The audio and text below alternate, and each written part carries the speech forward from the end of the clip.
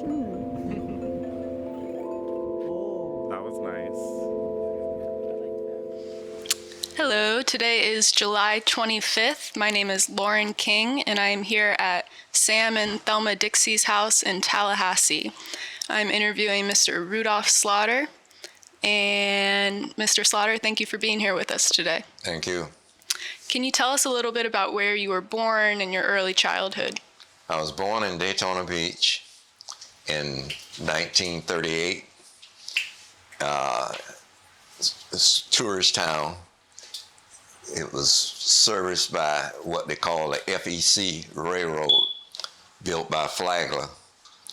And as the road was started in the railroad was started in Jacksonville, and as it moved south, workers came into Florida to help the movement. It was a tough move because the number of inlets that ran from east to west toward the inland waterway or to the Atlantic Ocean had to be bridged for the trains to go. So in Daytona Beach, in the early years, about 1830 or 40, the train got from St. Augustine down to Daytona, and it stopped while they made the transition in New Smyrna Beach. New Smyrna Beach was the only place in Florida they had a roundhouse. Roundhouse is where they had the spoke wheels and the trains come to be serviced. And then it took them 7-8 years to get through Brevard County, because Brevard County is the longest county in Florida in length, 80-90 miles long, including the cities of Titusville, Mims, Cocoa, Rockledge, Argalley, Melbourne, Palm Bay. All of that's in Brevard County. And then finally, when they got past Palm Bay, they were in Indian River County, which was Vero Beach, Fort Pierce. Fort Pierce is famous because Fort Pierce and Vero Beach had what they call a jungle park for tourists. It was the frost line in Florida at the time. You never had to worry about frost in Florida. So all of the old orange groves and grapefruit groves were north of that. Now, sometime in Florida, it freezes all the way down to Fort Lauderdale. Okay? But back then, you didn't. Later on, they had fruit trees. You could stand on the ground and pick fruit. The old groves that came from Valencia, Spain, and all of that, Valencia oranges. In St. Augustine, same thing about St. Augustine and the Fountain of Youth. Fountain of Youth wasn't Fountain of Youth. It was just fresh water bubbling up in seawater coming from the mainland. Okay?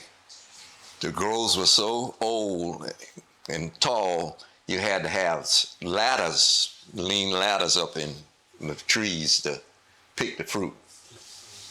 That was real Florida fruit. The stuff now we get comes from South America. Okay? Most of the fruit juice come out of South America and Florida now. The land is too valuable for fruit raising trees. So that's that part of it. But my people came in from, people won't believe this, from a little place called Reddick. You heard of Reddick, haven't you? Yeah. Who's from Gainesville? Somebody from Gainesville here. Reddick and Archer, Florida is where the old paddle wheel boat used to be. You've heard the story about the yearling? Well, the yearling was written at Cross Creek. Cross Creek was over on 441. That was a big lake. As in Florida, we have what they call underground streams. All of the water disappeared out of the lake through a hole in the ground, and there's been nothing there since then but a place called Payne's Prairie. Okay, And I thought, like everybody, it's a prairie. Maybe I'll go by there and see a buffalo. No such thing. Never seen a buffalo in Paynes Prairie. But you'll know you're in Paynes Prairie if you go through there in the wintertime, because it's real foggy. About 8-9 years ago, they had a bad wreck. Some church people got hit by a trailer truck. They must have killed 14, 15 people just trying to cross that fog-shroud road. That was Florida at that time. And people say a paddle wheel boat in Gainesville. We heard about gators in Gainesville, never about a paddle wheel boat in Gainesville. Okay, that's a sidebar. Back to Daytona. When my people came to Daytona to work on the railroad, we lived in a place called Silver Hill. It was called Silver Hill because at night it looked like the sand was silver. It was white sand. You don't get white sand that far from the ocean. White sand, the moon shining on it, looks like silver. And so we used to live out in a big house called Silver Hill, the Braswells. And my mother's mother lived on Pearl Street in Daytona Beach. Her husband was a carpenter. He built the house. There's a similar house built on the other side of Pearl Street, across McLeod, and I'll tell you about McLeod in a minute, where Miss Bethune house was. 2 bedrooms upstairs, 1 bedroom downstairs, living room, dining room, kitchen. Pearl Street. Street that crossed, running north and south, was McLeod Street. Anybody know Miss Bethune's middle name? McLeod, Mary McLeod Bethune. The guy she married was a funeral director, Bethune, out of South Carolina. Okay. As a little boy, I was about somewhere 4 or 5, and they'll say, Miss Bethune wants you to come down and take some bottles or something to the store. So I'd go down and take the bottles to the store. I didn't know who she was. All I knew, she was a great lady and a lot of respect. She started the school with $1.50, okay? And she got some land, which was a dump. Trucks picked up the garbage on the east side of the town, which was Beach Street, Main Street, along the inland waterway, river, Halifax River, and then the beach between the Halifax and the Atlantic Ocean. And that was the dump. And she got that for $1.50 started. She had 5 little girls that she started the school with. And then in 1920 something, they merged with an all-boys school in Jacksonville called Cookman Institute. And then that's how they got Bethune-Cookman. And then about 1940 something, it went from a 2-year school to a 4-year school. Since then, it's become a university with about 4,900 students. Okay, that's the school. Miss Bethune, in her infinite wisdom, was a energetic, hard-driving young lady. She came out of a place called Maize, South Carolina. If you've ever been to South Carolina on 301 before you get into Orangeburg, and just south of Sumter is Maize, South Carolina. You'll see road signs saying home of Mary McLeod Bethune. Okay, that's where she came from. She came into Florida up near Lake City in Live Oak, had a school there. Then she moved down to Palatka and had started a school. And then finally she ended up in Daytona Beach with the school. She was a member of Moral Rearmament. Okay. She was a member of United Negro Women. She started United Negro Women. And during the World War II, she was the lead person in the Roosevelt administration for activities for Afro-Americans. We had what they call an NYA shop, and we had all kinds of things. All the money distributed to HBCUs at the time, they weren't HBCUs then, was through Miss Bethune and the Roosevelt administration. The lady who befriended her was Eleanor Roosevelt. There was nothing like seeing Eleanor Roosevelt and Madam Pandy and the Crest and the other dime store millionaires having meetings and planning moral rearmament. We used to send students to Europe every year to moral rearmament. Okay. Later on, in what they call the kitchen cabinet, she was distributing, and money back then, $70, $80 million. Okay. 7 or 80 million. There was no segregation on Bethune-Cookman's campus. When you came to Bethune-Cookman, I don't care who you were, you sat wherever there was an empty seat. Well, somewhere down the line, the Ku Klux Klan didn't like that. And so the Ku Klux Klan decided they were going to pay Miss Bethune a visit. And Miss Bethune had sent out word to all of the black men that the Klan was coming to pay a visit to the campus. And some 70, 80 guys got their rifles. And when the Klan came, Miss Bethune went out to talk to them. And they shot one time up in the air. And Miss Bethune say there was about 10 streets back to the railroad track. And as you pass those streets, you look and see the eyes on the side of the street. And she said, every one of those eyes represent a rifle. The Klan has never been on Bethune campus since then. Okay. Never. She passed in 1954 or 56. Hotels that were segregated still then open up for visitors. There was a big hotel in Ormond called the Ormond Beach Hotel, where the train came down from the north and backed across the river into the hotel lobby, and they would unload. Across the street from the hotel was a casement. It was about a 40 or 50 room building owned by the Rockefellers. When Miss Bethune couldn't make payroll, there was always a benefactor. One of the great benefactors were the Crest Rockefeller families. The Goods and all these different families would always come to aid and take it. Unbelievable, the rivalry between Florida A&M University and Bethune is only in football. A lot of the faculty members at Florida A&M University would raise money and send down to make payroll.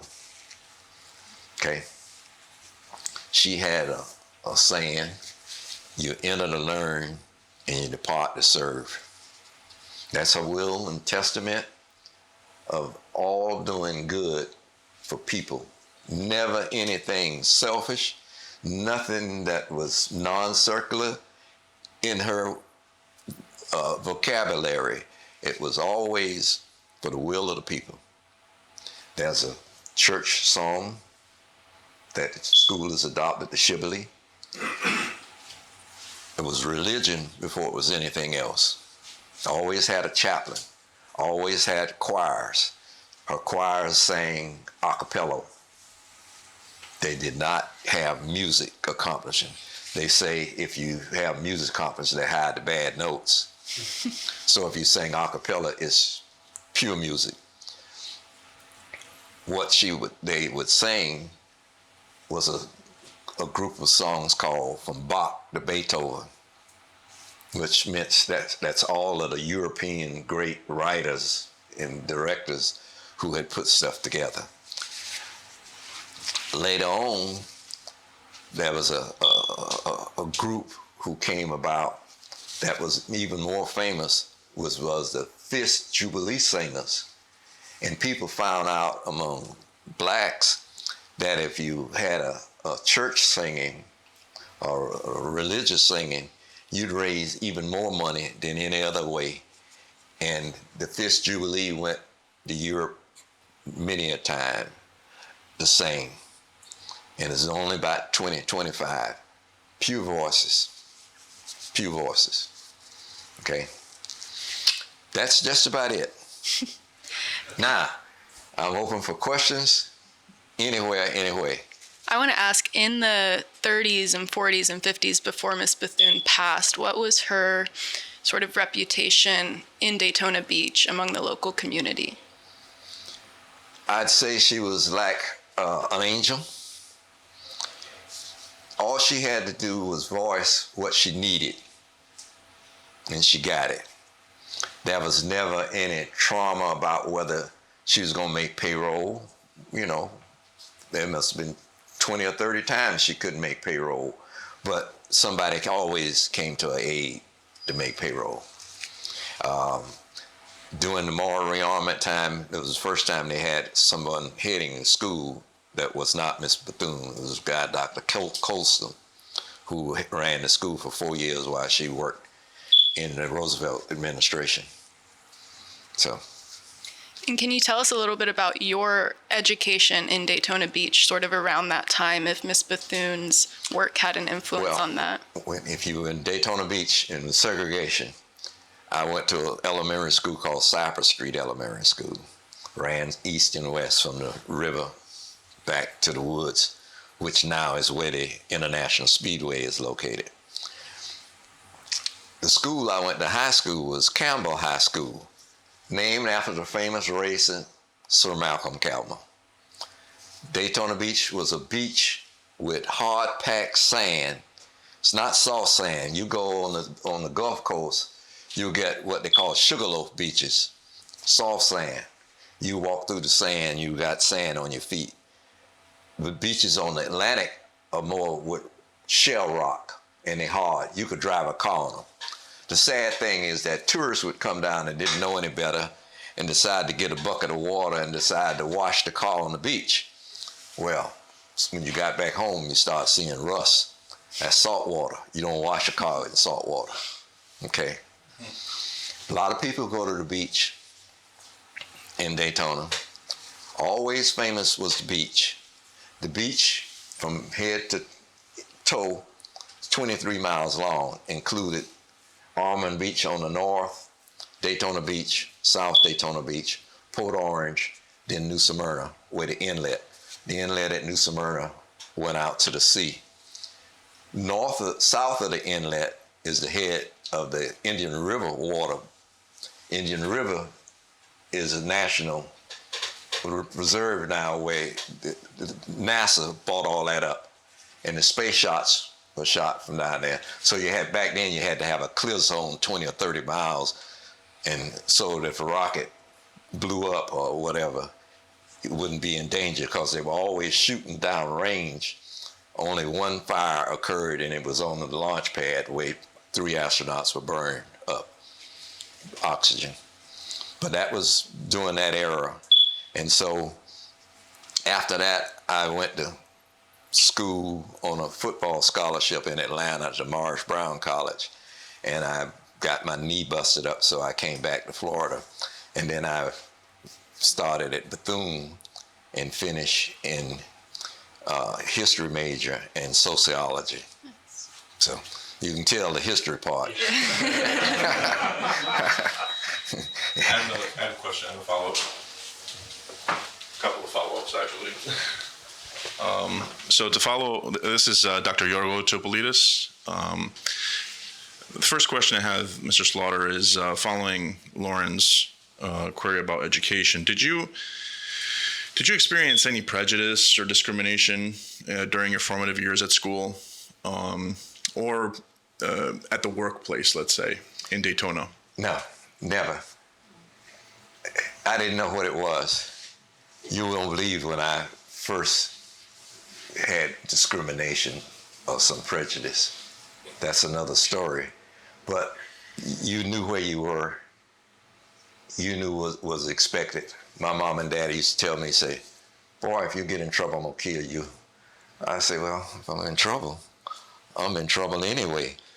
And we used to go down to the river, and we'd take a string with a chicken neck on it, and we'd throw the chicken neck out in the water, and the crabs would follow it in, and we'd have chicken wire, and we would put them in a croaker sack. We'd have so many that we'd have to call a cab to come and get them, to take them back over into the black community. And we would cook them on the side of the road with a 10-cent can of red pepper, cayenne pepper, and a lemon or 2 or 3 lemons. And that's all you would put in the big pot. And people would come by and eat crabs, sell crabs for a nickel. And after it was over with, we would throw the stuff on the side of the road, and it would smell for a week or so.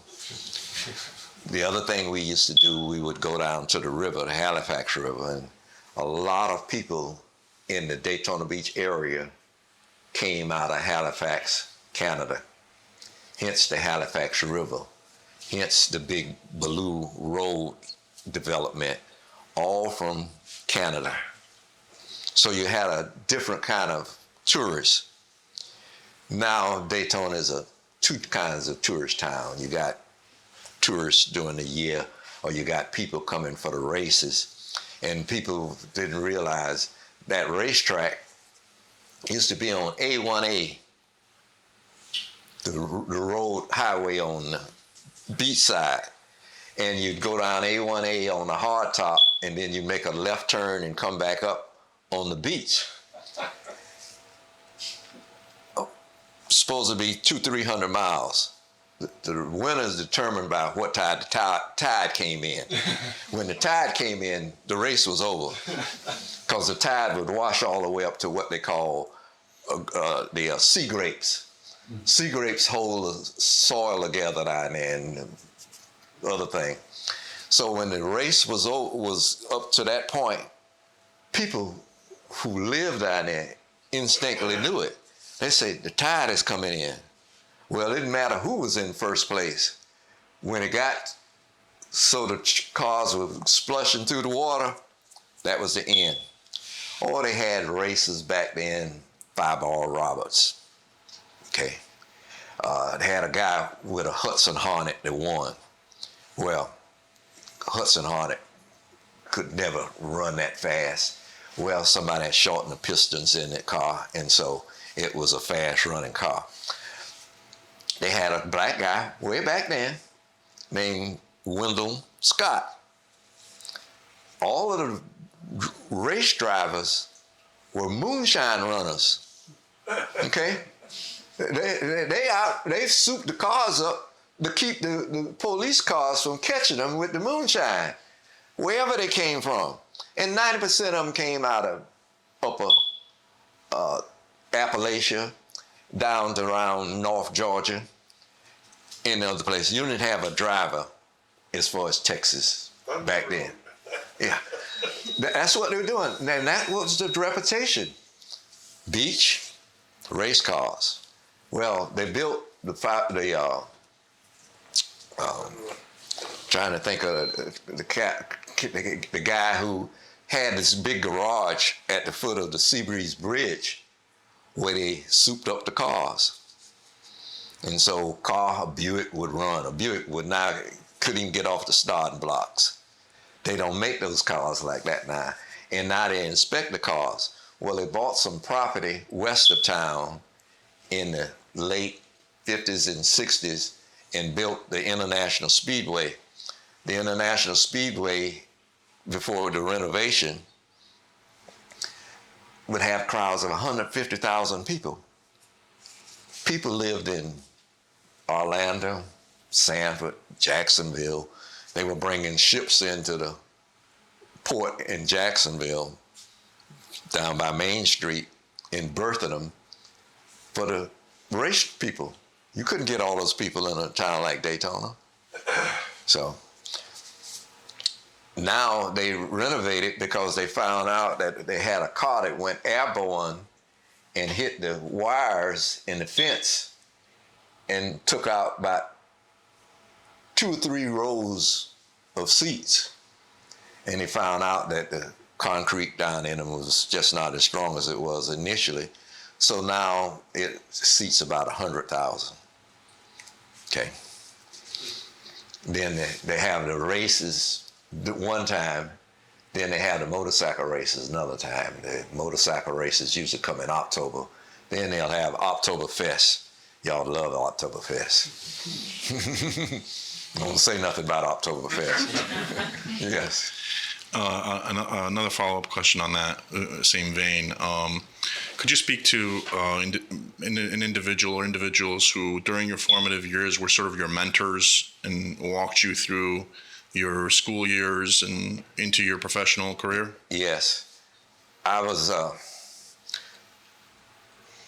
my family had a good reputation, and then people would say, "That's Gwen's baby boy." That was me. I had plaits, and historically, you didn't cut a male's hair until he was at least a year old.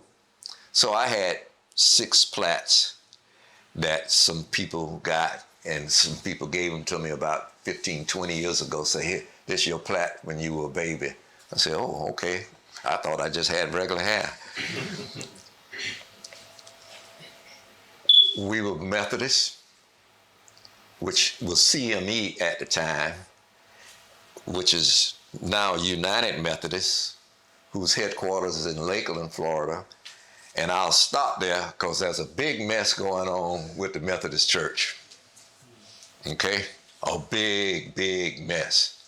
There are people pulling out of the Methodist Church because of the sexual persuasion of people. Okay? So I'm through with that part. The other thing is, when I was going to school, my dad worked at the Greyhound bus station.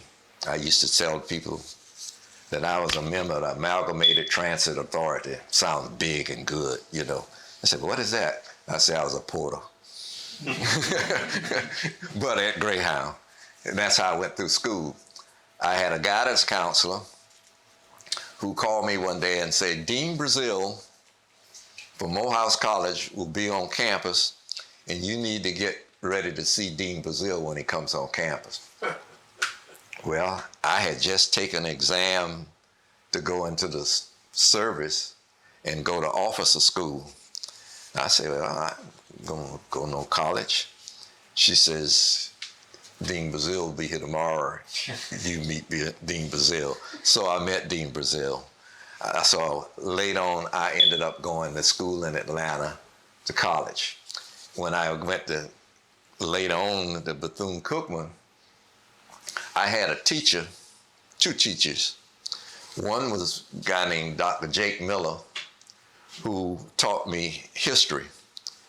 I took 6 classes from him in history, and I made 5 A's and 1 B. The B I got was in a course that the guy who had written the book taught him. So he said, "Well, you not that good, Slaughter." So that's how I got the B. The other lady was taught me sociology, Miss Divers. And I took everything, marriage and family and all of that, and would have majored in sociology, except we were 6 hours short of being able to major in that. So I worked, and I'm gonna tell you, I wasn't a good guy all the time. I was kind of bad, and I had my grandmother's house I lived in going to school, and I had 2 roommates, and they used to call it the House of Mercy. And that's have mercy if you get in and have mercy if you get out all right. So, but anyway, in spite of all of that, and I pledged fraternity and I pledged social groups, and I graduated with honors. Okay? Believe it or not, with honors. Well, they didn't realize when I worked at night at the Greyhound bus station to keep awake, I read my subject matter. And when I got off at 7:30 in the morning, I was as ready as anybody in class. The only thing I had to do was stay awake. Okay. Other than that, when I finished school there, later on, I went to Stetson University. Well, I was one of the first to go to Stetson University, and I took a course from a guy that was over the Democratic Association, and I got a B. And then I went back to Stetson 3 more summers and majored in American Studies, where you use magazines and books and other sources to teach. And I used to teach school down in Brevard, the Cape area. It was a school system called a non-graded school system.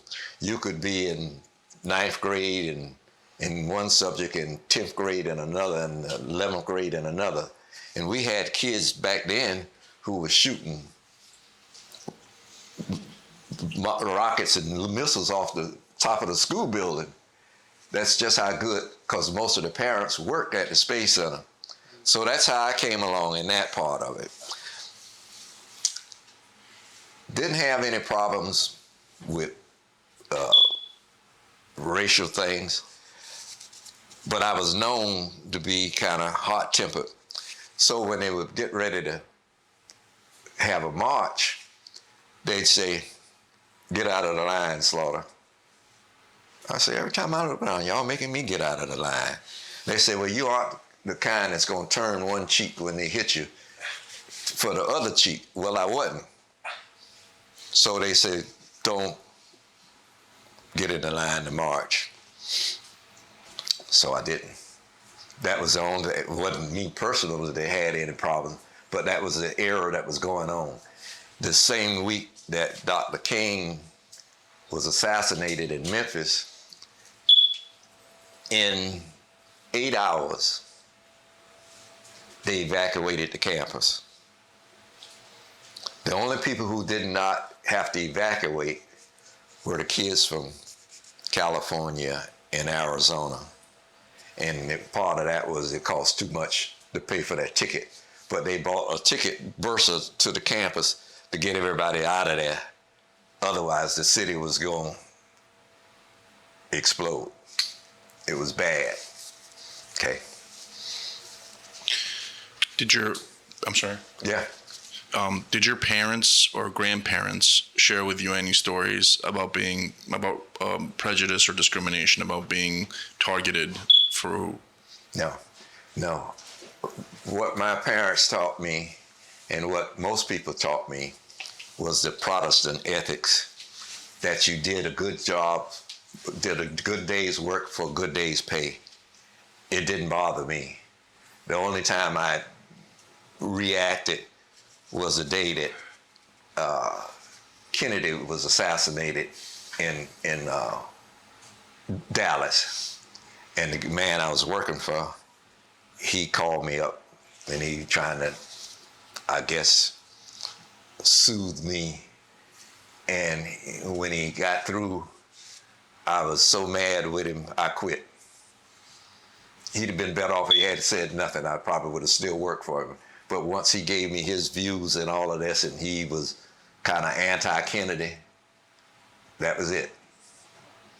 So, now, I've done a lot of things. During my time, I was a city commissioner in Melbourne, merged the city of Melbourne and Argyle. I was on the Airport Authority. I was on the Aerospace Committee. I was the only black teacher at one of the schools, and I taught Americanism versus communism, which they need now. Okay. I took a group of kids to Safari Land when it first opened. And I had kids in my class who had been in 10, 12 foreign countries, and I'm teaching them, and I had never been out of the continental United States. And when I was down at Safari Land, the lady kept following me around. She says, "Mister, can you move the bus?" I said, "No, ma'am, I can't move that bus." She said, "Well, the bus has got some people blocked in." I said, "Well, you need to talk to that lady over there. She's the bus driver. I'm not the bus driver, I'm the teacher." And she followed me around the whole time the group was there, apologizing. I said, "It's not necessary, but don't worry about that." And then during the summertime, and people in Daytona, because of the tourist business and cause the fall off of the winter tourists versus summer tourists, would go north and work. Well, I went north and worked. I worked in Vermont in a little place called Lake Beaumont, okay, near Rutland, okay, near Whitehall. And I made good money, and when I got ready to go to college, the guy I worked for said, could you stay and help us close the hotel down? So I did, and so he flew me to college down in Atlanta, and the thing was that you would go and get the football players and stuff, equipment from the bus station. They say, Slaughter, what bus station is your locker and all that? Is it at Trailway or Greyhound? I said, no, my stuff at the airport, Holloway Airport. Airport said, you don't need to be on scholarship. You can come and fly down here to class. Well, that was that. Another thing I did, I went on an EPDA scholarship to the University of Miami. I was in Miami when they had the first riot, okay, when the guy named Duffy was an insurance guy, and he was on a motorcycle, and the cops killed him. Just pure, plain and simple, they killed him. They had his trial in Tampa, and when they were having the Super Bowl was on, the blip was on, and Overtown was burning. Okay. If you sat in the old Orange Bowl, you could look up in the sky and see, there's a movie kind of like with the blip coming down in the stadium and all that. Well, that was real. Word has it that people didn't understand, and what lady just wrote a book about systemic racism. If you ever read anything about highway construction, superhighways, and the way they constructed them straight through the middle of the black community, okay? In Miami, used to come into Miami on A1A, US 1, or from the north through the Everglades on 27 through Hialeah. Well, they put this highway there, 5 lanes, went down, went to the left to go to Miami Beach, went to the right to go to the airport. People mad. Elizabeth City, Washington, Overtown, Opelika, all of that's disrupted. Okay. Well, when I was going to grad school at the University of Miami, I worked in the mayor's office. And I was with a program with Saul Lewinsky. Some of you may have heard of Saul. Jewish planner, write programs, and I couldn't believe that you don't do all of this research to write a program. You do filler. You get a whole lot of stuff and do it in there, and you write 1 page about the mission, you write a 2nd page or 2 about the budget, and that was it. Well, we wrote programs, and in 2 weeks, we had millions of dollars that started under the park, Expressway Park. Parks of animals, the kids could crawl up on them and pinch them and bite them and do all kind of stuff to them, but they couldn't harm them. We had a food program where the kids would go open up OIC, would fix lunches in the schools, and the trucks would deliver them to the parks. They had works programs. All this was done down there in Miami. I was in one called Mobile City Hall. Okay. People say, trash hadn't been picked up in 2 weeks. Well, you didn't have to even say 2 weeks. You could smell it. We'd call and get a truck out there. Trash being picked up everywhere else. So that was that. That was Miami. So. Angelica McGee, what did your parents and your community teach you about love and marriage? Like marriage And love in and general. love. Well, love comes first, okay? I was what they call a baby boy. I had two brothers older, Ronald, Charles, Rudy. I was Rudy. Well, we'd heard the story. You treat women with respect because you treat your mother with respect. You treat your grandmother with respect. Back then, there were two things undercurrently. If you didn't respect a girl and she had a brother, you're going to have to deal with a brother. Okay. I had a little girl, just as cute as she could be, and she said, I want you to come and ask my parents to take company. I say, okay. So I went over there, and they had the Ed Sullivan show on, and he made me sit on the porch until the Ed Sullivan show was over with. And then he said, come on in here, boy.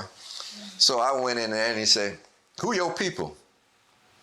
I said, Gwen and Sylvester Slaughter.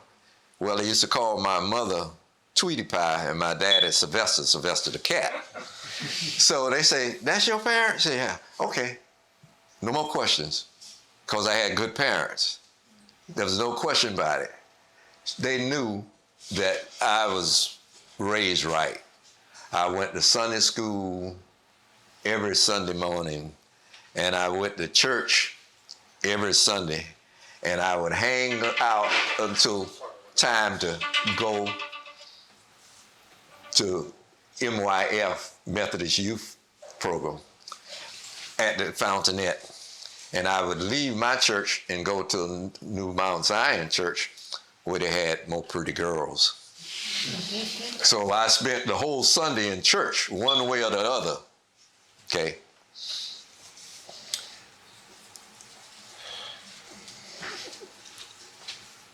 We've had good religion in Daytona Beach. At Bethune, all kind of speakers would come in. They'd have beauty parlors, beauticians convention there. A lady named Joyner from Chicago. Pictures you'll see with United Negro Women, you'll see Miss Joyner with all this white hair. You had bishops come there. I had a bishop say, you take off from school and be my chauffeur, and I'll pay for your education. I said, no, I don't think I'm ready for that. In addition to that, they had a man there by the name of Howard Thurman. Howard Thurman was the chaplain at Yale for 30 years. They got a house in Daytona, Howard Thurman's house. All kind of religious things that happened there in Daytona. Plus, you had only 20 miles away, Stetson University. And even though it was a Baptist school, the Stetson Hatteras, there was religion. Didn't make any difference then. It wasn't that kind of division like it is now. And we would go to conferences, and they had a chaplain at Bethune who was my pastor at Stewart Memorial Methodist Church, Reverend Roger P. Fair, always. And even when I was going through school, they were still taking students to Europe for moral rearmament. I don't know whether it still exists or not. I never hear anything about it anymore. But that was my upbringing. Treat any woman like you would treat your mother or your grandmother. And see, and I had a great-great-grandmother who I was her favorite. And I used to sit on the porch with her, and her ladies would talk, and they would quilt, and they chewed tobacco and snuff. And my anointed position was, when Grandma said, go down to the store and get her some beech nut snuff or some Bull of the Wool chewing tobacco, that I went barefooted and everything in the hot sand, like cat on a hot tin roof. not putting them down hard because it was hot. And she was old school.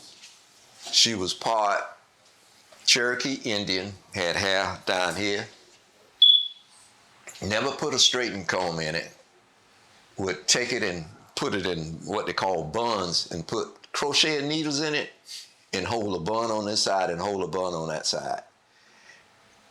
All of the Slaughters on the Slaughter side got a high bridge nose, like a bone is broken right here. No bone broken, but it's been there all our lives. She was a baby girl born in 1861, beginning of the Civil War. Her husband was named Lindsay Slaughter, and he came from a plantation up the road from Lochapoka, Alabama. I don't know whether any of y'all ever been through Alabama, close to Auburn. Auburn is got an Indian name, and Lochapoka is the land west of there, going toward Tuskegee. All that's the Slaughter side. My great-great-great-granddaddy drove an ox car from Alabama to Archer, Florida, with the furniture of the massa. And he had a paper, and people stopped him, and then finally they say, when he got close to the Florida line, well, they crossed over near Americus, Georgia, and came down that way in the Quitman and on into Gainesville. They didn't have any 75 then. That was 441 and 301. And so they got into Gainesville, and they've been there ever since. Tremendous family. They got a graveyard. They had an old graveyard, and like old graveyards, all of the crosses were made out of wood, caskets were made out of wood, gone. So they had a forensic team out of South Florida come in with sonar to tell where they were born, but they couldn't tell who they were. Now they got a big graveyard there now, about 50 some acres, and it's sit up high on the bluff. And the family is 3 families now. They were Reddicks, Bimbos, and Means in Archer, Florida. Archer's kind of suburb of Gainesville. If you make that drive, you can get into Gainesville. As everything else around there, there are 2 other black towns outside of Gainesville, one called Richardsonville and Jonesville. Jonesville is on 301 coming out of Keystone Heights, and the other one is going south toward Hawthorne. I don't know if any of you have been through Hawthorne or not. 26 going west. Any other question? Yes. So this is Sebastian. Is it okay? Oh, okay. So basically, out of something that you said, which is growing up without the prejudice. Mm-hmm. So 3 years ago now, I actually got to meet some of the early alums at UF. And there's at least, I think, 2 that I talked to were from Daytona Beach. And one of them, Dr. Brigady. Yeah, Carl Brigady. Carl and he had a brother. Ruben? Ruben. Yeah, I talked to Dr. Ruben, yeah. And and Judge Mickle was also there. And so he said that when he came to Daytona to Gainesville and he saw signs there said like colored and white, thought they were talking about laundry. And he wasn't joking to me. I'm like, what are you talking about? And he's like, no, it's like, this is how sheltered I was from this sort of thing. And to me, it's just so curious to think, like, how do you think, like, that affected your upbringing, being able to have, like, such a positive community around you and get your education? Well, what Carl, Mom and Daddy would go to the same church we went to, Stewart Memorial. She was a lady who, the first person I'd ever heard sing a cappella, okay? It's called Daddy, worked on campus. Good family. He's still in Jacksonville. Okay, his brother, the older boy, died. Never did you know, because you were taught. I didn't know my school would have been what they call a prep school now. All I know is I went to school one day with some dungarees on because we were going on a trip to play football over in Gainesville at Lincoln. And the counselor told me to go home and change. She said, "You can't go on the bus like that, Slaughter." I said, "Well, why? Everybody else got dungarees on." She said, "But you do not wear dungarees. You got plenty of clothes, so you can't say you had none. Some of them other kids didn't have nothing else but dungarees, you know." And I was sent home to put on some clothes. Well, all of the teachers had gone to FAMU and Bethune, and one or two from Edward Waters and Florida Memorial. Florida Memorial was in one of the worst places in Florida in the early 60s, which was St. Augustine. You're talking about Redneck Riviera. That was St. Augustine. In fact, the St. Augustine School, Florida Memorial, with a sum of money from Ironside. Remember the story of Ironside? Y'all too old, you're too young to know about Ironside on TV? Yeah. Raymond Burr. Yeah. Raymond Burr gave him $5 million to leave St. Augustine and build a new campus in Opelika, Miami. Outside Miami used to be old balloon landing field. That was Opelika. That's the way Florida Memorial is now. They left St. Augustine. St. Augustine was so bad, they had a what they call a swim-in at Monsoon Motor Lodge. They poured nitric acid in the water. That's bad. Okay? Under any circumstance, that's bad. And now, our infamous governor, he's around here talking about you can't say anything to make people feel bad. And I go off when he says that. I'm saying, how in the hell do you think we felt for 400 years? And now all of a sudden, you can't say anything bad that's the truth, you know, now, because that would mean they go home feeling bad. But they go home with the truth. Guess I better leave the governor alone. Some of y'all may work for the governor. Well, in my book, he is persona non grata. Okay? I say to him, Marx is Nix and Nix is Los and Nix is hyphen. Okay? So I have no good feelings for him whatsoever. Now, y'all know why they didn't let me march, don't you? Any of the other questions? Yes, I have a question. My name is Kristen Anderson, and you grew up in Florida shortly after the Rosewood Massacre. So I wanted to ask what your experience with that growing up was and how you would hope that Florida teaches it to us now that you've come out and studied history. Well, let me give you some figures first. There are 6,000 teachers short in Florida for the school year coming up. There are 5,000 bus drivers short for the public school system. There are 2,500 chaperones short. You got all this, what I call Budinsky, the Liberty Group, who's pushing all of this. And I'm saying, what's wrong with America? Why are the majority of people being bamboozled and led by a minority of people? It's a minority. It's a pure, simple minority.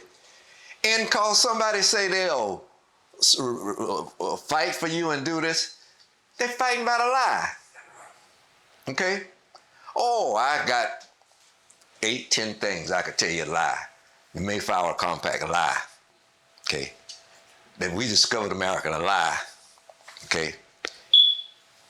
The Indians who've been here, okay, came across the bridge from Siberia. Okay? So you ain't discovered nothing. Depends upon who's writing it. Okay? You say, the land of the free and the home of the brave. Who's free? When you counted us, you counted us as 3/5. Okay? Then you say, well, they're docile like children. No, we did some massacring.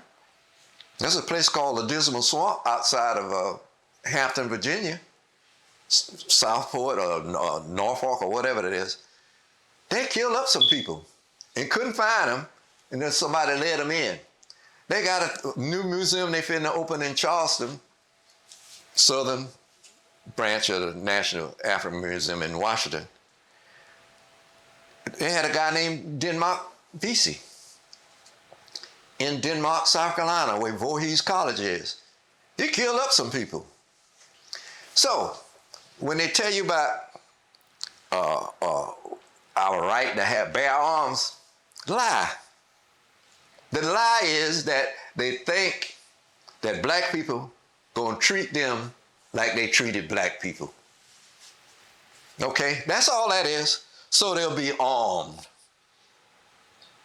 Now, you say, well, we use that for amusement and recreation. Boy, you go out there with an AK-15 and shoot a rabbit and you can't find his tail. You done tore him up. You can't shoot no kind of animal with all them bullets. If you it was recreation and you were so good, you'd be a marksman. And you wouldn't need but one shot to bring one down. But no, you got all of these things, and guess what? They're starting to kill y'all. Okay? And so what's going to happen when y'all get tired of them killing up your children and your loved ones, they'll do something. Okay? That ain't nothing but a spinoff of what PBA has done. Y'all know what PBA is, don't you? Police Benevolent Organization. Okay, guy say, Slaughter, you used to be a good benefactor of ours. You used to give us money. I said, yeah. I said, I had a friend that was over PBA, and he had a telemarketing, and he would allow some of my students from FAMU to do telemarketing and make some extra money, 30 or 40. And guy say, well, what happened? I say, what happened 10 years ago, you said that in self-defense, you allowed to take action. That's the Trayvon Martin case in Seminole County. It's been in effect in Florida for 10 years. Okay, so the guy jumps Trayvon Martin, going through a thing with a soda from the 7-Eleven store, and Trayvon Martin was getting the best of him, so he pulled out a gun and shot him. And they exonerated him. Okay? Yeah. When you kill black people, nothing.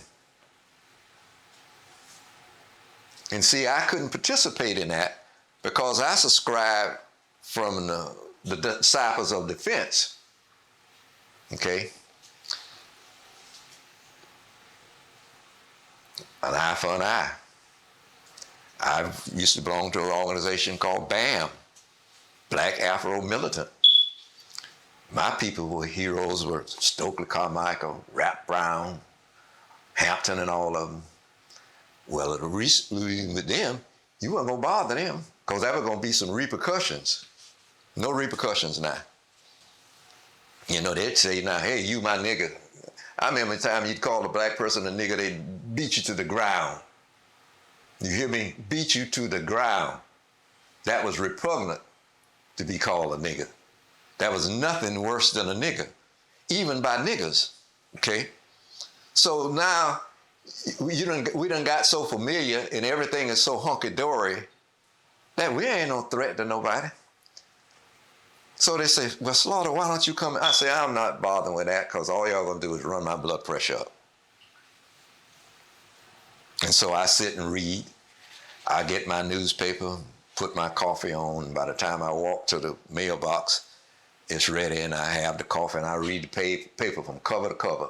But part of that, I can't do anything in the yard until 10 o'clock anyway, because it's dew on the grass, and it's just, I'm just wasting time and feet getting wet, Any other questions? Yeah, I have some. This is Ronan Hart. So first of all, I'm sure Miss Bethune was very proud to see that you went into education after going through her institution. So I'm curious if I have the timeline right. Did you have a job teaching during school integration in Florida? I was teaching. I taught 1 year in a segregated school. The second year, I had a graduating class, and I did everything everybody else did. I took my kids on a trip. Some of them had never been in a hotel before. I took them into Miami Beach, and even though they say somebody else started this phrase, I say, whatever happened here, leave it here.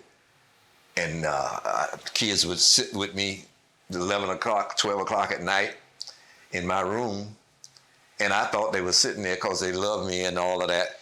They were sitting there waiting on me to go to sleep so they could go into town. That was then.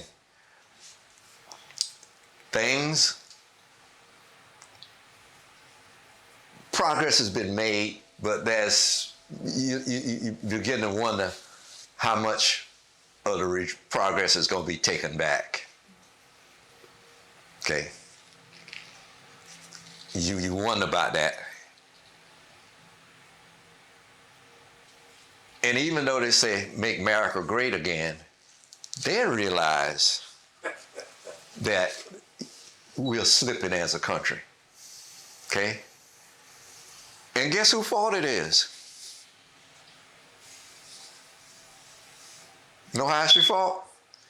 40 years ago, you decided the ideal size of a family is 3. Husband, wife, 1 child. When you were opening Northwest Territory, families white, 9, 10, 11, because you needed that many people to work that farm. So now, all these years, you've been with this ratio of 1, 2, 3 at a maximum. It's called incipient decline, okay? By eat it, almost. So now they're saying, well, maybe if we don't have any abortions, we'll have more white babies. Big problem with that is whites will still get abortions because they will fly to Mexico, and as soon as they're free to travel in 3 days, they'll come back. That will not happen to people of color. Okay? That will not happen.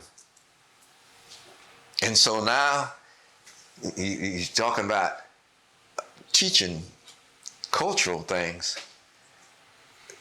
and you want to deny that systemic racism, but yet you made a policy not too long ago to say you'll take 100,000 Ukrainians in America, and you'll treat them the same way you did the Cubans at Freedom Tower.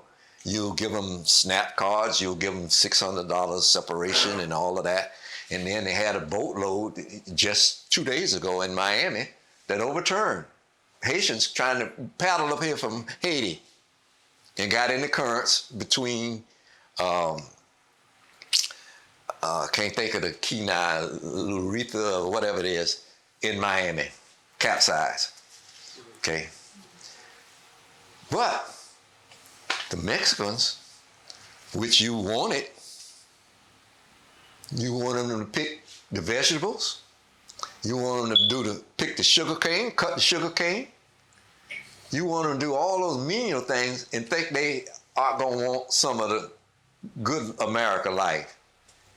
And so now you want to still try to keep them from coming in. And they say, 2 million have come in. But now you done got crazy. You won't let them come to southern cities. You're taking them all the way up to Minneapolis, coastal Wisconsin, all up to Battle Creek, knowing they come out of warm climates. You know, and you say in any cultural racism in it. That's all it is. That's all it is. But you don't look at it that way. You look at it at how you believe political. Okay. How you believe political is how you look at it. I was also wondering, you mentioned something called the Maury armament. Moral rearmament. Yeah, well, I haven't heard about that. What is that? It was a religious group, all people, started by Amish from Pennsylvania. That was the only true group who came over here for religious reasons. Okay, the rest of them, that's a lie. Okay, they were have-nots in Europe. Okay, if they were serfs, they were tied to the land. If they were in debt, they went to Georgia with Oglethorpe. Okay, and where were they going to get land? They had to go west. Who was blocking them west? The Indians. And then you say Andrew Jackson was the first real Democratic president because he invited the common man to Washington for his inauguration. And they swang on the chandeliers, you know. And then we say, not so. Andrew Jackson was the cruelest general anywhere, ever. There's a fort southwest of here on the Apalachicola River, south of Bluntstown, where he shot a hot ball into the Packer meat magazine and blew it up and killed 400 Creek and Negroes in that fort. He made people walk to Oklahoma in the snow with no shoes. When I came to town, they had a springtime Tallahassee parade, and the crew that led the parade was Andrew Jackson. I didn't go to the parade, and I haven't gone to the parade in 40 years. I go up to Thomasville, cross the Georgia line, to the Rose Festival parade. I go to Monticello for the Watermelon Festival parade. I go to Albany to the Pecan Festival parade. I do not go to the Springtime Tallahassee parade simply because you had Andrew Jackson, which is repugnant to black people. FAMU band, big band, best band. Care what you say. A lot of people copy, can't duplicate. Went to Paris. People raised $100,000 to help pay the expense. They marched down the Champs-Elysees doing the moonwalk, which was popular by Michael Jackson. Everybody that was white in Europe came to Paris that weekend. Kids complained, but we had a good time in Paris, but we suffering because when they went to McDonald's, they had croissants, they had all this sweet stuff, buns and this. They ain't have no grits, didn't have no bacon, and some white guy who owned the place opened up and told them, say, come over here, you get all of the grits and beef burger, hamburger, whatever, and they did. Well, they just got invited back a month ago with Louis Vuitton. And we marched again. We had a good time. And so now they're practicing, some 600 kids practicing, trying to get the steps and whatever the band did. And it's always been that way. Bethune had a 400-piece band. If you're in a city like this, some things are open to everybody. They got about 50 or 60 kids from FAMU who knew they couldn't make FAMU band because you do 100 steps per minute. They in the FSU band, which, kind of old lang syne. And TCC, students from TCC. If you're from TCC, which is community college, and take a 1-hour class at FAM or FSU, you can march in the band. Nice. FSU got a 400-piece band. That's a war chant,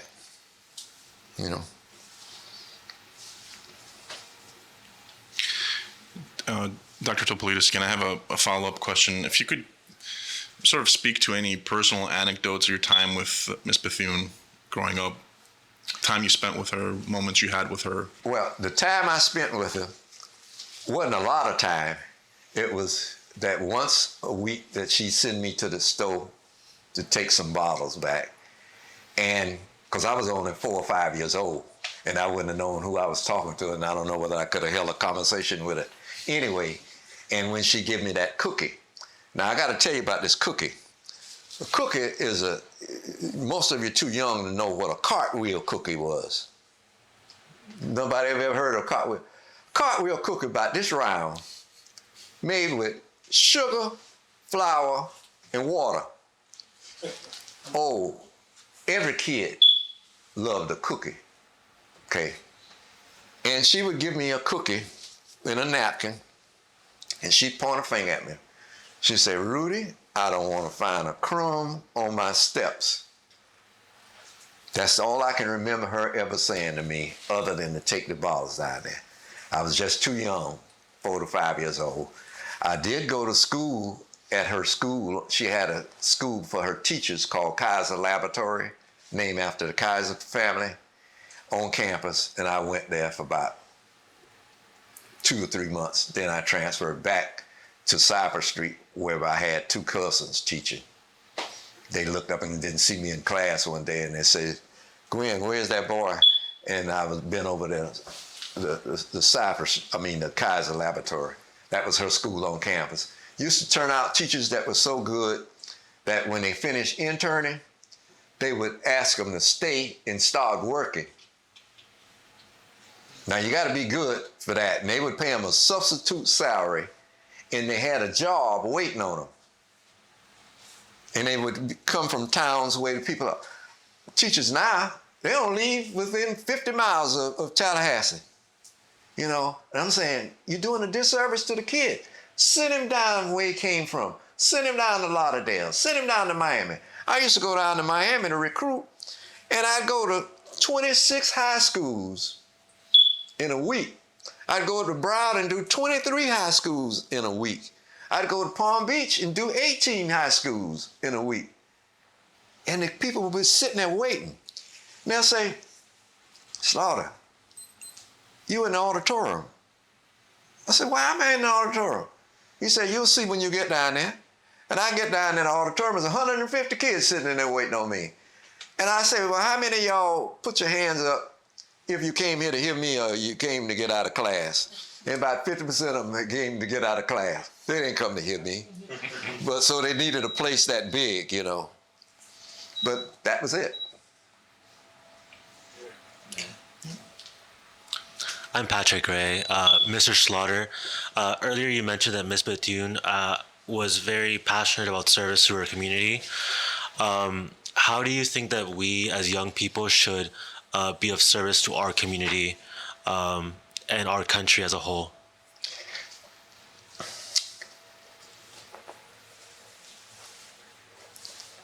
You have to have a feeling that somebody, somewhere, befriended you or gave you a push or directions, and that you pay it back, not to the person who did it, but to the next generation.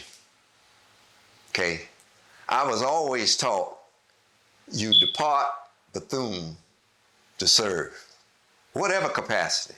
It'll come to you, okay? It'll come to you, you serve, and you serve well. Okay? You don't worry about whether you got the time. You were trained to do it. People don't realize the social activities or student activities that was preparing you to do these things. When you pledge a fraternity or sorority, you were taught leadership. When you went to Vesper on Sunday afternoon, and you went every Sunday, and all they did was look at the seats, and if your seat was empty, you were absent. Okay? We don't have Vesper no more. Okay? We had chaplains. We don't have a chaplain anymore, you know? That's the way you learn. Boy Scout troops, you know? Choral groups, step groups. I had a little girl of mine, smart, came to me, had an A in Calculus 3. We didn't even have a Calculus 3 teacher at the time. An A in Calculus. But she flunked photography, history, and another area. Why? She didn't have any interest in it. We have a class called Actuarial Sciences. Most actuarial science classes teach you to pass the actuarial science exam. We had kids who were passing 2, 3 class actuarial science exam before they graduated. You get $10,000 added to your salary every time you pass a class.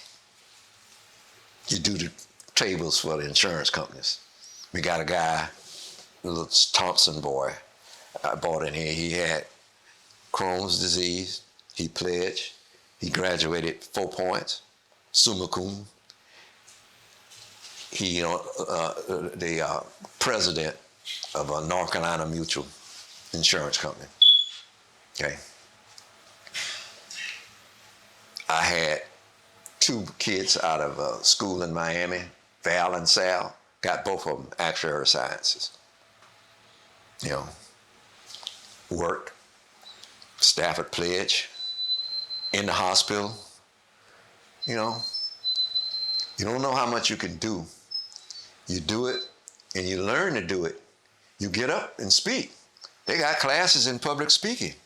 You know, they teach you how to write in classes. They teach you how to write an obituary. First thing you learn is obituary. To write. Okay. Y'all had obituary in any class? Y'all had an English class in it? No? Well, y'all missing something. You know, you start off an obituary a certain way. Born in so-and-so and so, past so-and-so, he's with the Lord. Okay? And then you put all the family, which means you got to find out some of them, and some of them you don't like, and some of them coming, and you don't want to be with them and all of that. But you learn all of that. You know? We got kids say, well, we're going to start so-and-so and so.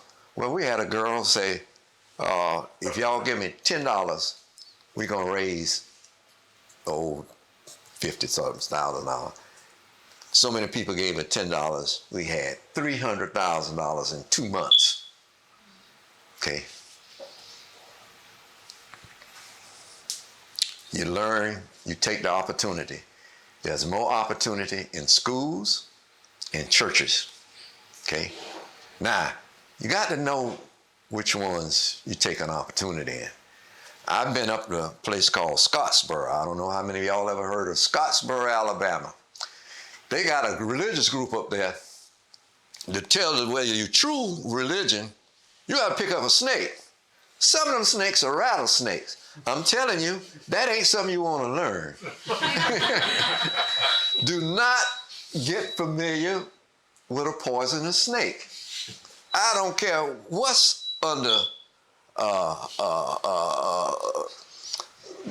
review of you. Don't give a snake. Now, we got a big snake we just put on campus. Oh, you weigh 1,800 pounds, and he's in a coil. And the little children love him. They get up there and they bite him and they scratch him and they kick him. And I ain't scared of no rattler. But the rattler they think about is a rattler when they were in a baby cage, you know. That's not the kind of snake you want to fool with. Rattler with 8, 9, 10 buttons. You can't get to the hospital quick enough. If you do, wherever he bit you, leg or arm or whatever, they don't have to take it off. The poison is running through it that quick. So, but you learn leadership. We have theater group. We got all kind of people theater from here out in California. We had a group called Striker Steppers. Well, you ought to see all the movies they got about stepping, you know. Battle of the Bands. We do a Battle of the Band. We go to Atlanta and go through Columbus, Georgia and do Battle of the Bands. We go in Atlanta and do Battle of the Band. On the way back, we stop in Montgomery and do Battle of the Bands. Okay? We've been on Kanye West show doing band and all of that. You know, guys play instruments. My wife had a little guy came to her church. Well, it came one time. Name was BJ. I never did get the last name. Played saxophone. He played every weekend with the Duke Ellington Orchestra. Okay? He graduated. He's now got 15 years in with Duke Ellington and went to Marcellus.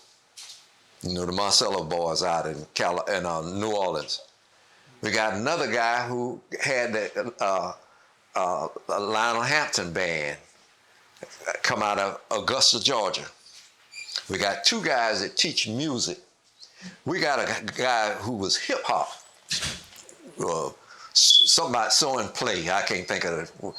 Kid and play. He teach music over there. You saying? Then we got a little guy from around here. Well, he ain't a little guy now, he ain't a big guy now. T-Pain. Y'all ever heard of T-Pain?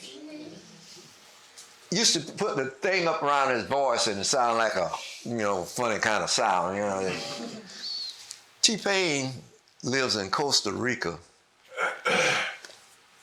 on a spread about 1,000 acres.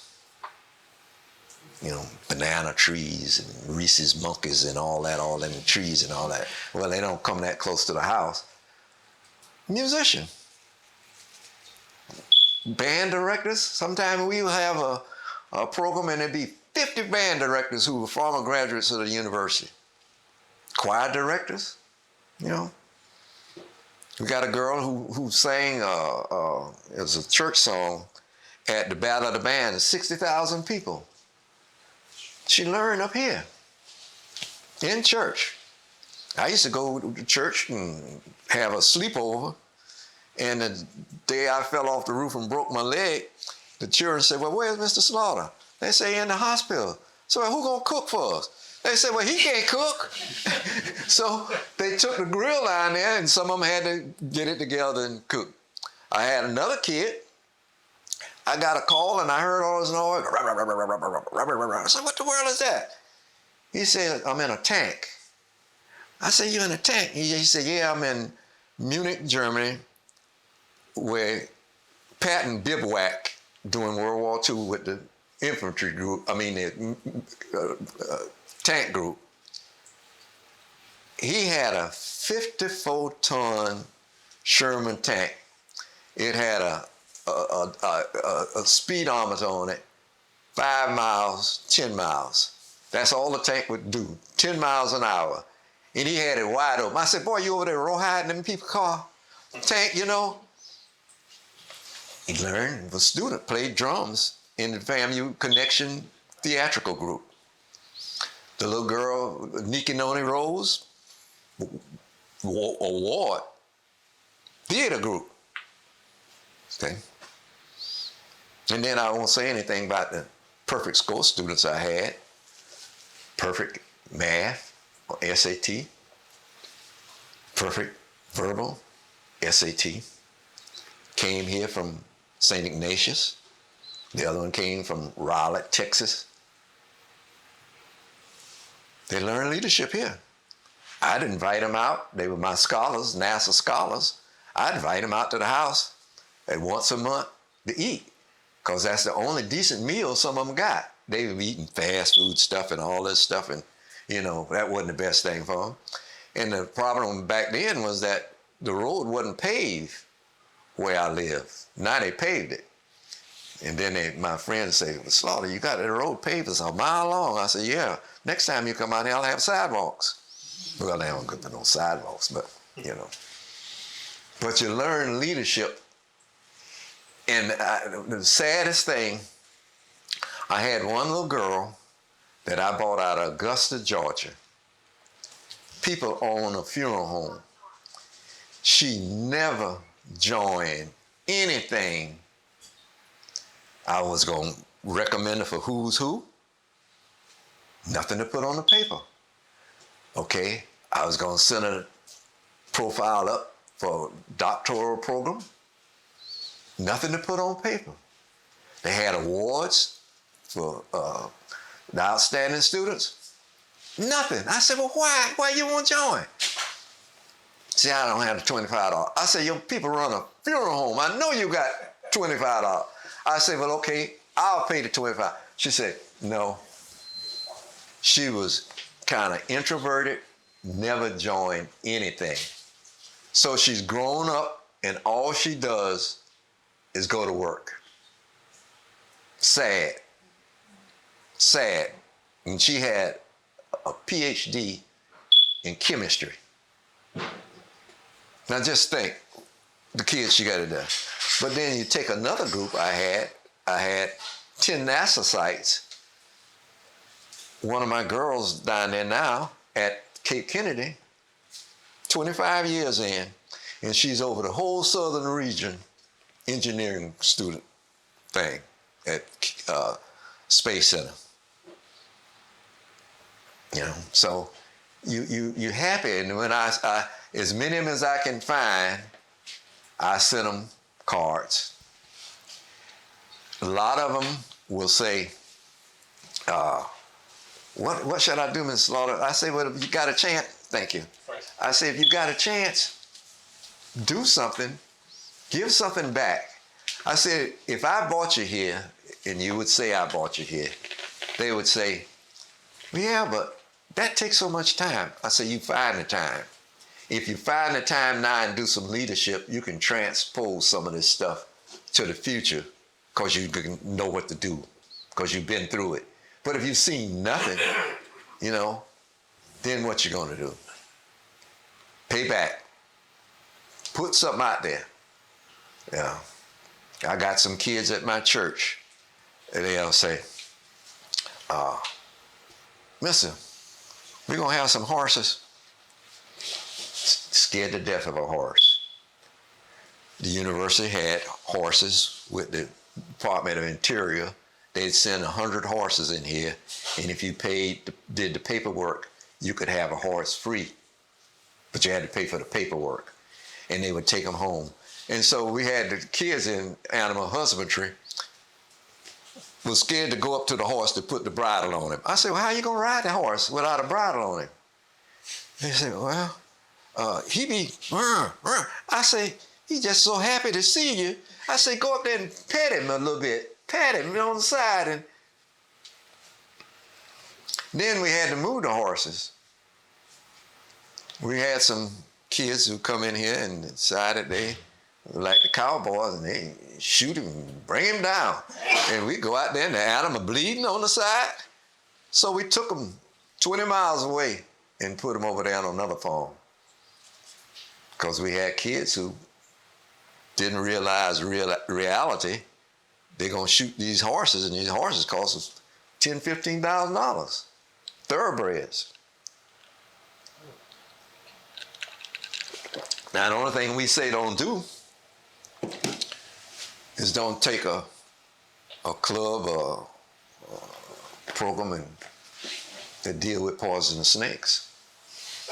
Okay? I'm telling you now, stay away from that. Yeah. Any other questions? Another question? You mentioned, Kristen Anderson again. You mentioned joining organizations and pledging while you were in university. What were some of the organizations and groups? And did you do any of the national ones like NAACP? Well, Now you're gonna make me brag. Yeah. I've got awards from Who's Who, 3 Who's Who's. I've got awards from the Space Center. I got awards from the City of Miami. I got awards from my fraternity. I've got awards from Social Club. I've been precinct committeeman. I've been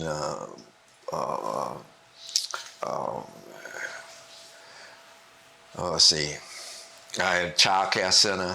In Illinois, I was dean of a agriculture program in East St. Louis, and I had Child Care Center. I had a MDTA center, all of that. And when I got here, I was with FAMU. I've been on everything, every kind of committee you could think of. Same thing with the church. I got an usher group. I've been an usher in the same corner for 39 years. I've got a male usher group. I got a second usher group that's 50 years old. And we were always considered the best ushers, looking ushers, dressed ushers in town. Part of it is that I was out recruiting, and I knew where every outlet and clothing store was, and I would bring stuff home to my wife, and then they see my wife and they'll say, "Oh, Brenda, Rudy bought you that?" I say, "Yeah." Then the girls going on the recruitment trips with me would say, "Slaughter, can we go with you?" I say, "Yeah." They say, "Well, what?" I say, "Well, we're going to Foley, Alabama, big one in Foley. They got one in Destin, got 4 Jonesville, New York." Okay, so the girls like that, they got these outfits and all that. And so now 2 of them take kids on tour. We have tours at FAMU where the kids come at a certain time of year from the West. Some years ago, what's the guy that used to sing with the group out of Alabama? He got a plane. Commodores. He flew a plane in here from California. Okay.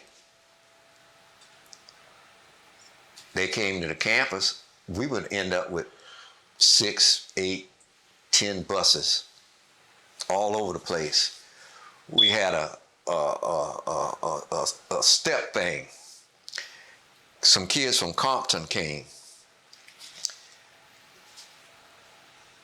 When our girls got through stepping, and I won't tell you what group it was, they had on blue tops, jeans, and they stepped, and then they broke it off, And then they turned like this and took that top off, and it was a red top underneath.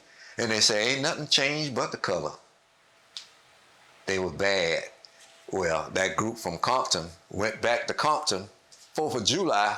Who led the parade in Compton but the kids who had been here that summer? Now, if you go on campus, you'll see an amphitheater. And I disagreed with them because they put it on top of a hill. And I said, "Why you put an amphitheater on top of a hill?" Well, it's the highest hill in the city. Old Roman mythology, that hills, the 7 hills of Rome. Well, the city now is so big, there are about 4 or 5 other hills taller than that hill. But the still nomenclature is that FAMU is on the 7th highest hill in Tallahassee. And so the amphitheater is on the hill. The guy who put it there was Will Packer. Will Packer's made over $1 billion in movies. He was one of our engineering students. Will. So, but you do things, and you never know. And it goes both ways. We got kids who come out of Miami, never seen snow. So every January or February or between breaks, we take them up to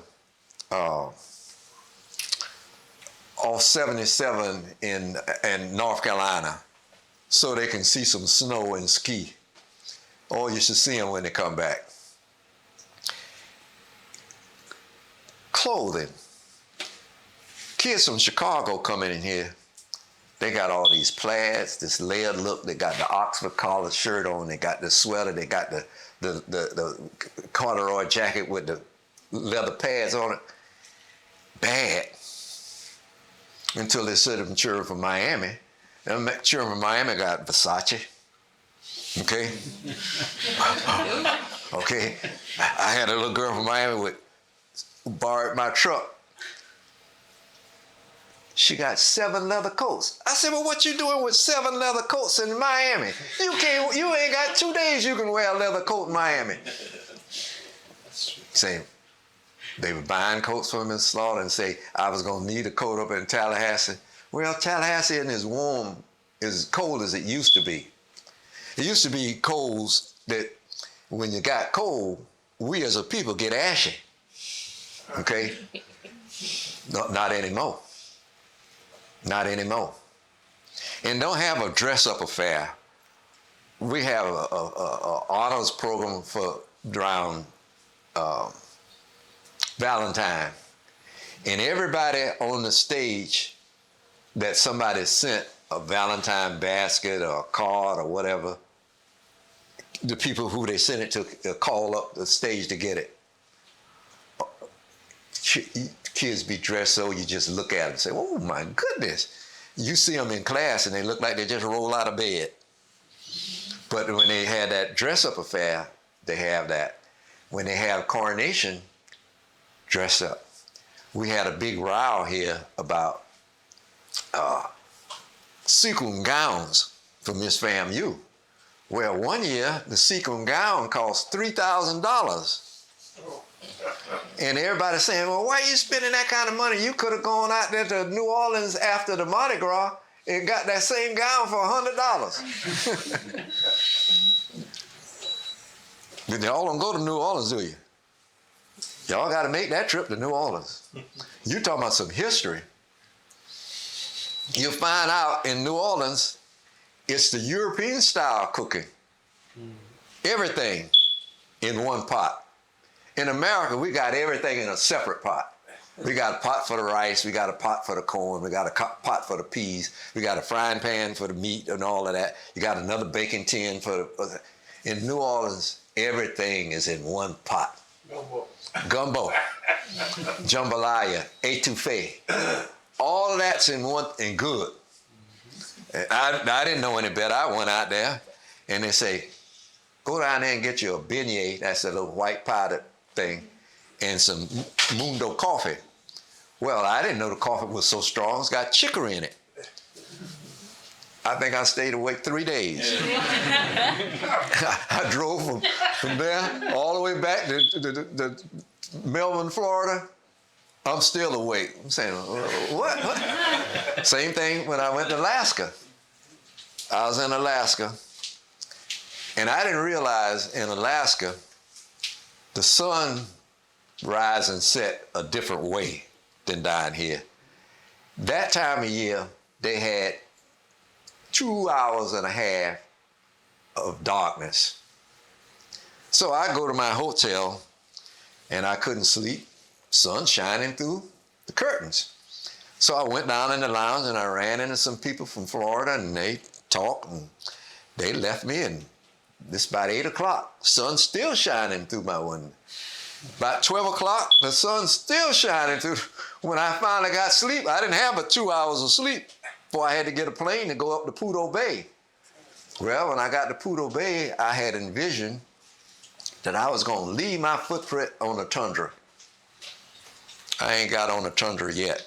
The sidewalks are built up on stilts. Wooden sidewalks on stilts. They got mosquitoes out there big as a dragonfly that'll bring a moose down. You hear me? And that was Prudhoe Bay. And people say, you think you want to come back? I said, yeah, but not really. But that was Alaska. Yeah. We done run out? Mr. Slaughter, we don't want to take up too much of your time, but we appreciate you talking to us today. If there is anything else that you want to share with us before we well, I want you to have a good trip, and I want you to show it to kids, especially the ones who look like they're hard to reach. You know, there's always a diamond in the rough. You got to bring it out of them. You got to show them something. You got to show them that you care. You know, people used to say, well, we know you're good in geography, because I used to get National Geographic magazines every month when I was a little boy, and I'd go cover to cover with them. But there's always something that attracts some kid's fancy. There's a kid that used to be in a town next door to us called D-Land. And then one day I heard this song by so-and-so and so, and it was Trent Kent Darby or something other. Number one. I said, number one? The guy that played Glory. Denzel Washington. Huh? Denzel Washington. Yeah, Denzel. Yeah. Denzel, like the little girl at Mainland High School. Every day Denzel would be near that door in the hallway where she was going to come out. He'd watch for her, scared to death to say anything to her. Never said anything to the lady. Look at Denzel now. You wouldn't think he had any reticence about anything, would you? But that's Denzel, you know? It takes something. Just seeing something. We used to take kids around and they'd say, well, I'd call them and I'd say, look, I got 10 openings in Houston at Clear Lake. Where's that? I say, Houston, Texas, and Space Center. Clear Lake is the entrance to the Space Center. I don't go to Houston. Hot out there. Then I say, I got 10 openings in Pasadena at Jet Propulsion Laboratories. Oh, 20 of them want to go. No, I can't take but 10. I'd go up to outside of San Francisco, where they had the wind tunnel. Got 10 up there. I take some down to Picayune, Mississippi. 10 there. I take them over to Huntsville, the Redstone Arsenal. 10. I take them to Langley in Virginia. 10. I take them to Greenbelt. And the only group I didn't take anywhere was the graduate students who went to Wright-Patterson. All NASA. All NASA. Okay? Then they would call back and say, we got a problem with the O-ring. And one of the missiles blew up because the fuel was leaking out when it was in flight. And it went up like that and slowly stopped like that and started to drift back down, but it fell in the ocean. Well, they took one of our kids, students, and they said, well, will you pay for it? I said, yeah, we'll come up with the money and we'll pay for it. We wanted the kids to have the opportunities wherever they had. Pasadena. People say, well, we need to go out to the desert. They had a landing pad out at the desert outside of Pasadena. Wasn't about 50 miles. We paid for them to go there. Then we had some needed to go downrange. The original shots used to be all downrange. Nobody shot straight up in the air. They shot downrange toward the outside of the Leeward Islands, down to just east of South America, near Cianern and where the Bob Jones thing was. Experiences. Got to give them experience. You can write about it, you can read about it, you can see the picture about it, but it's nothing like the real experience. Okay? Nothing like the real experience. You get the experience, it's worth $1 million. You can dream off And then don't be scared to dream. You know, dream is reality eventually, or some part of it. You know, people used to say, well, Slaughter, you going to so and so and so. Well, I would start my schedule in August, and sometime I wouldn't come back to campus to December. And the reason for being out there that long is in December, the FAFSA forms are due, or start to be filled out. And I'd be telling the kids about FAFSA, and Ms. Slaughter say, we need to come in here and do the FAFSA form. I said, the FAFSA form got 100 questions. Only 10 are new every year. You fill it out one time, all you got to do is update it the next 3 years with those 10 questions. And then you start crying about, oh, I haven't heard from financial aid yet. I say, when did you fill out? 1st of February. I say, you got to realize there are tens and thousands of other kids who fill it out in December. And then it's incomplete. And who gets the things in first, get the money. Now we got a situation here where the kids used to do everything in the world to keep from staying on campus. Thought they were big time, they would go out and stay in an apartment.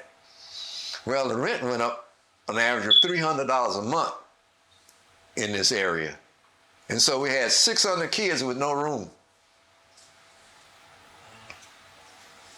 And what they did, they played games.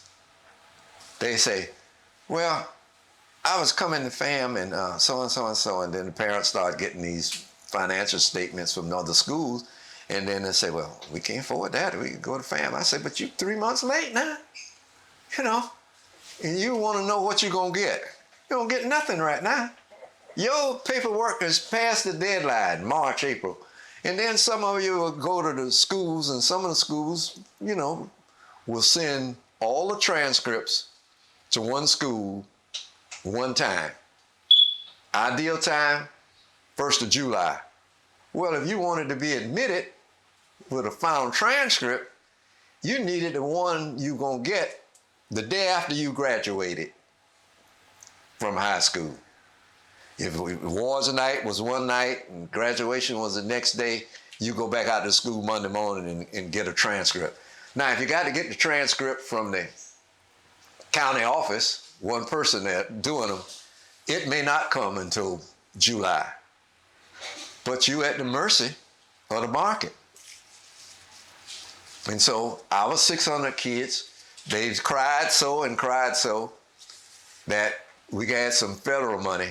They're going to give each one of them $2,200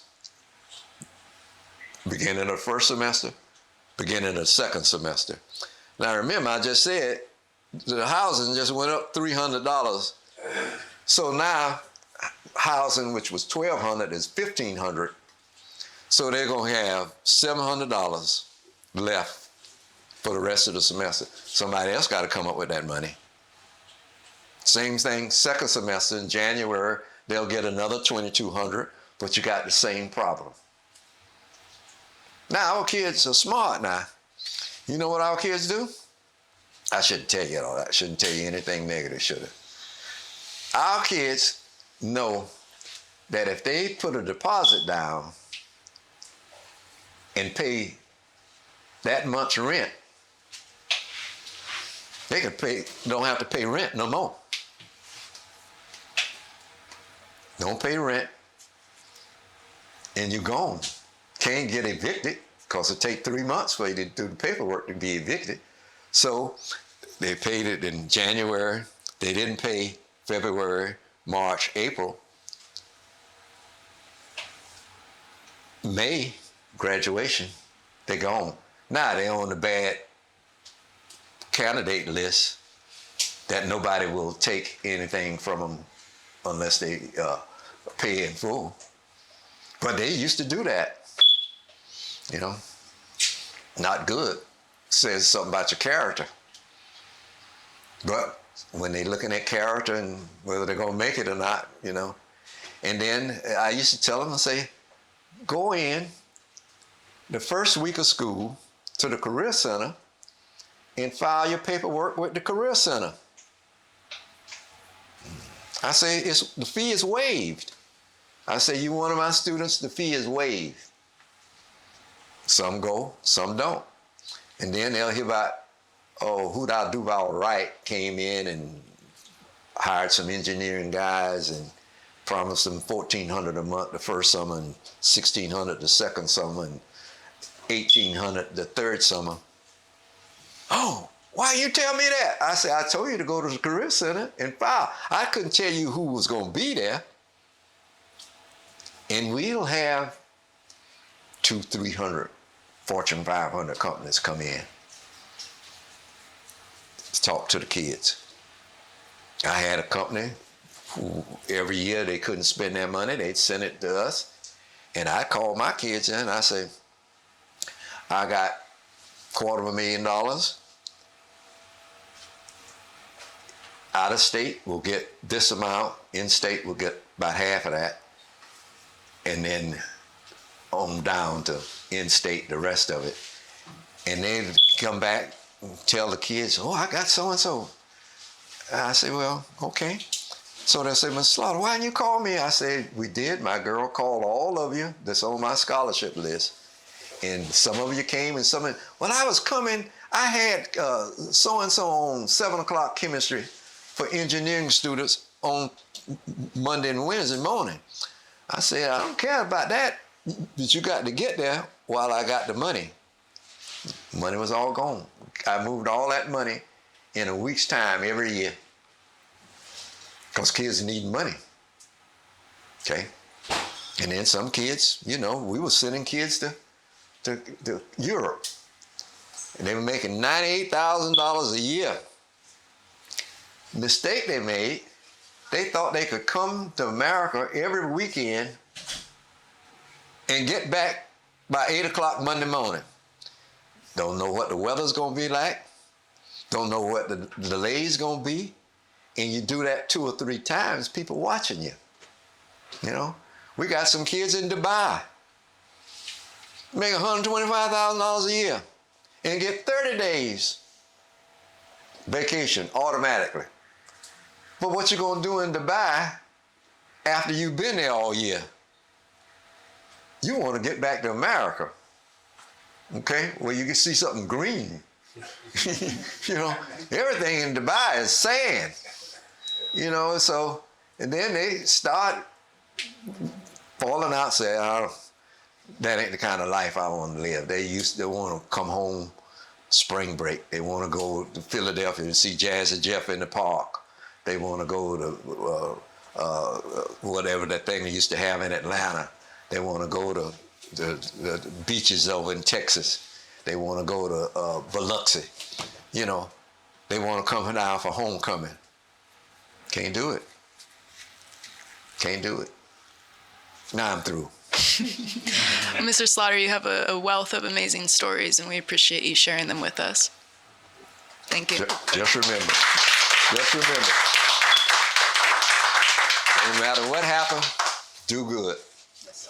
It can be bad, but do good anyway. Okay? Thank you.